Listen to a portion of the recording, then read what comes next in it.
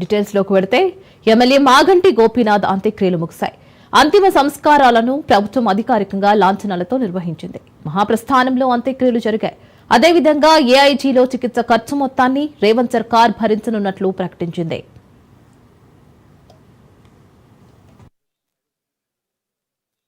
మాగంటి గోపీనాథ్ ఇంటికి బీఆర్ఎస్ అధినేత కేసీఆర్ వెళ్లారు.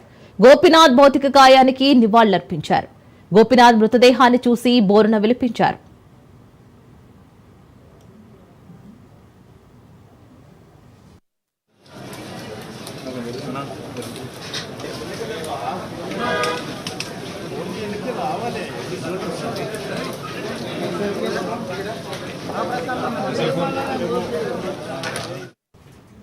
మాగంటి గోపీనాథ్ చివరి చూపు కోసం ఆయన అభిమానులు భారీగా తరలివచ్చారు.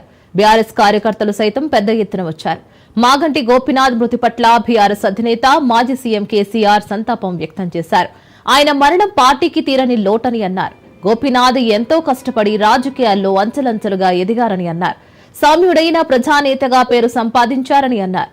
మాగంటి కుటుంబం అభిమానులకు కేసీఆర్ ప్రగాఢ సానుభూతి తెలిపారు.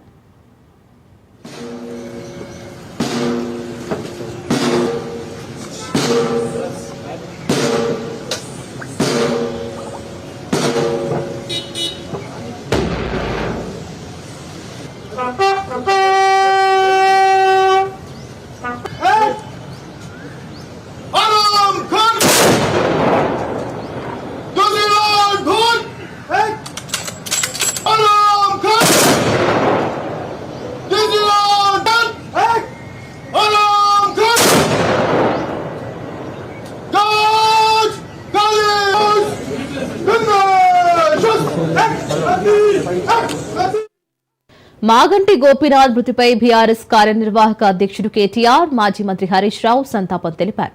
ఆయన అకాల మరణం తీవ్రంగా కలిచివేసిందని అన్నారు. గోపీనాథ్ ను కోల్పోవడం బీఆర్ఎస్ కు తీరని లోటు అని అన్నారు. 3 సార్లు ఎమ్మెల్యేగా జూబ్లీహిల్స్ నియోజకవర్గ అభివృద్ధికి కృషి చేశారన్నారు. జూబ్లీహిల్స్ ప్రజల తలలో నాలుకగా ఉండేవారని అన్నారు Telangana BJP chief Kishan Reddy.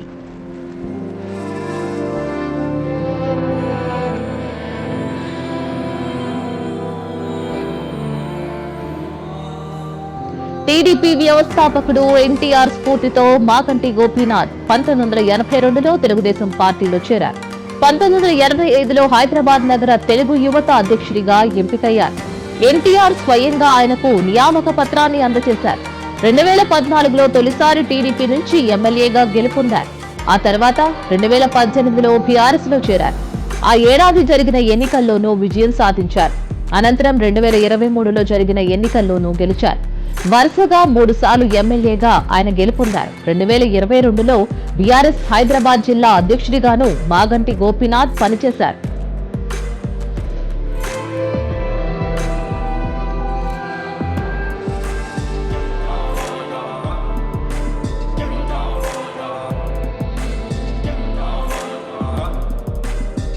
MLA Maganti Gopinath ఉదయం 5:45 హైదరాబాద్లోని గచ్చిబౌలి ఏఐజీ ఆసుపత్రిలో కన్నుమూశారు. ఈ నెల 5న ఆయనకు గుండెపోటు రావడంతో కుటుంబ సభ్యులు ఏఐజీలో చేర్పించారు. అక్కడ చికిత్స పొందుతూ ఆయన తుది శ్వాస విడిచారు. కొన్నాళ్లుగా మాగంటి కిడ్నీ సమస్యలతో బాధపడుతున్నారు. 3 నెలల క్రితం కూడా ఏఐజీలో చేరారు. అప్పట్లో డయాలసిస్ చేయించుకున్నట్లుగా కూడా సమాచారం.